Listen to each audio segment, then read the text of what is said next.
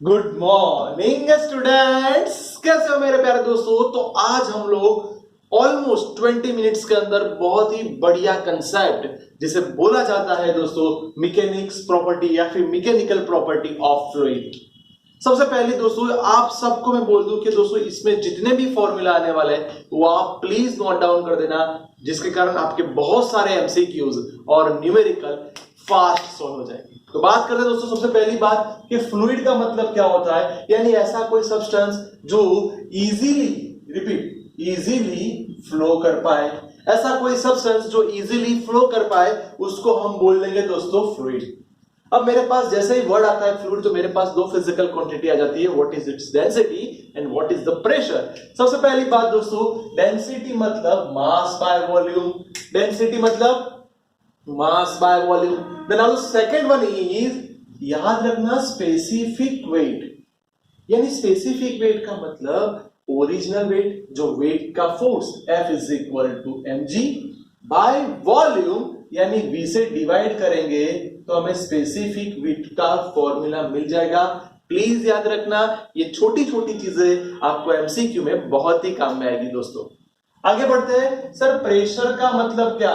Pressure मतलब force by unit area. पर force कैसा है? सरफेस के परपेंडिकुलर। फोर्स कैसा है? सरफेस के परपेंडिकुलर। तो pressure is equal to force by area. दूसरा formula, pressure P is equal to rho ji h. Rho ji h pressure का formula newton per metre square upon area. Pascal दूसरा unit बन सकता है। दोस्तों एक बहुत ही बढ़िया चीज जो पास्कल नाम के साइंटिस्ट ने बोल दी थी कि कोई भी लिक्विड होता है उसके सभी पॉइंट पे प्रेशर सेम रहता है। प्रेशर सेम रहता है। फिर से बोलता हूं, प्रेशर सेम रहता है। यानी मैंने कोई स्टेडी फ्लो को कंसीडर कर दिया, उस पर प्रेशर इक्वल है, सो अलग अलग पॉइंट पे A and B point consider कर दो। वहां पे प्रेशर P1, यहाँ पे pressure P2। What is the formula of pressure, my dear? So force by area, तो F1 by A1 is equal to F2 by A2। मजा आ गया सर, क्लियर हो गया। क्या फोर्स के भी टाइप्स हो सकते हैं? Yes my dear students, force के मैंने 3 टाइप बनाए, तीनों का अलग अलग एप्लीकेशन, अलग अलग फॉर्मूला बन के आएगा। फर्स्ट वन इज जिसे बोलेंगे हम एटमॉस्फेरिक प्रेशर, जिसे पीए से डिफाइन किया जाएगा, या फिर ATM. It's value is 1.013 into 10⁵, या फिर 101.3 into 10⁵। 101.3 into 3 हो गया। दूसरा आता है दोस्तों गेज प्रेशर। जब हम लोग प्रेशर का डिफरेंस को नोट डाउन करेंगे, लाइक आपकी जो व्हीकल की ट्यूब होती है वहां पे हम गेज प्रेशर बोलते हैं। तो प्रेशर का डिफरेंस PA माइनस पी, यानी P minus P is equal to rho ji H. दोस्तों यहाँ पे हाइट बहुत इफेक्ट करेगा, क्योंकि रो और जी तो ऑलमोस्ट कांस्टेंट होगी। हाइट के कारण आपका गेज प्रेशर अलग अलग आ सकता है। तीसरी बात दोस्तों एब्सोल्यूट प्रेशर, उसका फॉर्मूला इन दोनों का addition, so P is equal to PA plus rho ji H. आपने देखा है कि लिक्विड के अंदर हम कोई भी प्लास्टिक डालते हैं तो ऊपर की तरफ क्यों आता है? आपको पता होगा जब क्रिकेट खेलते होगे तो प्लास्टिक की जो दड़ी होती है उसको आप जैसे ही पानी में डालते हो या वॉलीबॉल को डालते हो तो वो अंदर जाने की जगह बाहर आता है, क्योंकि उस पर बियॉन्ड फोर्स लगता है। दोस्तों बियॉन्ड फोर्स का formula please please please note down कर दो, रो जी h upon V. Force F जो ऊपर की तरफ ये ऊपर की तरफ लगाएगा, लिक्विड ऑब्जेक्ट को ऊपर की तरफ फोर्स लगाएगा, जिसका formula F is equal to rho G V. F is equal to rho G V. F is equal to rho G V. दोस्तों फ्लो के कितने टाइप्स है आप सब जानते हो। जैसे आप सिंपल सी बात है, आपके अंदर जो डोल होती है उसके अंदर जो लिक्विड होता है, या फिर आपको पता होगा कि जो रिवर के अंदर स्लोली फ्लो जाता है। आपने कई बार देखा होगा सुनामी, यानी इसका मतलब कि फ्लो के भी बहुत सारे टाइप्स है। उसमें से छोटी सी बात आपको करने वाला हूं, स्टेडी फ्लो। स्टेडी फ्लो का मतलब उसके हर एक पॉइंट पे प्रेशर, वेलोसिटी, डेंसिटी कांस्टेंट रहेगी। रिपीट, उसके कोई भी पॉइंट पे प्रेशर, वेलोसिटी, डेंसिटी कांस्टेंट रहेगी। सर उसके भी बहुत बहुत टाइप्स बन सकते हैं कि वो क्रिटिकल स्पीड में भी आ जाए, टर्बुलेंट फोर्स भी हो जाए, यानी बहुत तेज जाता हो। आपको पता होगा दोस्तों, सुनामी के टाइम पे जो हर एक पॉइंट पे इक्वल वेलोसिटी से नहीं जा रहा, उसकी स्पीड बहुत ही बढ़ रही है, तो उसके अलग अलग टाइप्स हो सकते हैं। दोस्तों अब बहुत ही बढ़िया इक्वेशन जो आपको एमसीक्यू में ऑलमोस्ट आएगा, it's called Bernoulli equation. Bernoulli equation का फॉर्मूला प्रेशर यानी P plus half rho V square plus rho ji H is equal to constant, यानी तीनों का addition, repeat, pressure plus half rho V square plus rho ji H is equal to constant. दोस्तों मैंने यहां पे एक short trick बनाई। Sir pressure का मतलब क्या, तो एनर्जी पर यूनिट एरिया। रिपीट, प्रेशर का मतलब एनर्जी प्लस यूनिट एरिया। इसको मैं बोलूं तो काइनेटिक एनर्जी पर यूनिट एरिया। दोस्तों काइनेटिक एनर्जी यानी half M V square area, yes और नो, पर एरिया की जगह दोस्तों यहाँ पे वॉल्यूम, क्योंकि 3D इफेक्ट होने वाली है तो वॉल्यूम। बहुत से बच्चे गलती करते हैं, ये v और ये v को कट करते हैं। नहीं दोस्तों, ये वेलोसिटी है, ये आपका वॉल्यूम है। तो ये क्या हो जाएगा दोस्तों, ये आ गया m बाय v, यानी ये आपका हो गया रो। सो ये formula half rho V square. देखो दोस्तों आ गया फॉर्मूला। बिल्कुल वही तरीके से पोटेंशियल एनर्जी आप सब जानते हो, M G H by volume. याद करो दोस्तों, मास बाय वॉल्यूम पहले ही बोला था, तो ये हो गया आपका डेंसिटी। तो देखो आपका ये फॉर्मूला भी आया। बर्नौली ऐसा इक्वेशन आया कि जिससे बहुत सारे एमसीक्यूज, न्यूमेरिकल्स फास्ट सोल्व हो जाएंगे। वहां तक दोस्तों हम स्टॉप नहीं हो रहे, उसकी बहुत ही बढ़िया एप्लीकेशन जिसे हम बोलते हैं वेंचुरीमीटर। जो वेंचुरीमीटर है उसमें जो फ्लो होता है वो V1 का formula, V1 is equal to, यानी ये उसका डायग्राम रफली मैंने ड्रॉ किया है। आपको जैसे मैं आगे सिखाऊंगा वहां पे पूरी हम लोग थियरी डिस्कस करेंगे। यू शेप में है दोस्तों, यहाँ पे दो जगह पे अलग अलग एरिया है। So V1 is equal to A2 into bracket root two GH, और यह GH अपॉन दोनों के एरिया का स्क्वायर, यानी A1 square minus A2 square. उसके हिसाब से दोस्तों में वॉल्यूम फ्लक्स मिल सकता है, जो कितना फ्लो पास हो रहा है वो मिल सकता है, जिसे हम Q बोलेंगे। आप सबको मैंने बोला था formula A inversely proportional to V। दोस्तों प्लीज प्लीज प्लीज, ये मोस्ट IMP इक्वेशन है, आपको याद रखना पड़ेगा, जिसे बोलते हैं इक्वेशन ऑफ कंटिन्यूटी। आपको पता होगा जब आप पानी छांटते हो ऐसे पाइप में से, तो आपने कई बार अपना थंब उसको दबाया होगा। क्यों दबाया? क्योंकि इसका नॉर्मली एरिया इतना होता है। जैसे आपने थंब को दबाया तो एरिया डिक्रीज हुआ, वेलोसिटी इंक्रीज हुई। रिपीट, एरिया डिक्रीज हुआ, वेलोसिटी इंक्रीज हुई, यानी area inversely proportional to velocity. Area inversely proportional to velocity, यानी आप देख सकते हो AV is equal to constant. दोस्तों प्लीज प्लीज प्लीज इसको पक्का करना, क्योंकि इसके हिसाब से आपका formula A1V1 is equal to A2V2। बहुत ही बार ये छोटे छोटे MCQs आते रहते हैं, जिसमें आपके मार्क्स कट नहीं होने चाहिए। यस, रिपीट माय दोस्तों, तो ये पक्का हो गया, वेंचुरीमीटर डन हो गया। और आगे सर फ्लूइड में क्या आ सकता है, तो और आगे उसके स्पेशल केसेस है। आपको ऐसा बोला है कि पानी की टंकी है, वो फुल ऑफ वाटर से भरी हुई है। अगर हमने यहाँ पे होल किया तो क्या होगा, यहाँ पे होल क्या हो गया, इसका मतलब वो फ्लो बाहर आएगा उसकी वेलोसिटी। सिंपल दोस्तों, बहुत ही सिंपल फॉर्मूला है, V is equal to under root 2GH। कई बार वो कितनी दूर गिरेगा, यानी आपको उसकी रेंज चाहिए, तो range R is equal to 2 under root H into bracket H minus H, यानी दोनों की हाइट का डिफरेंस।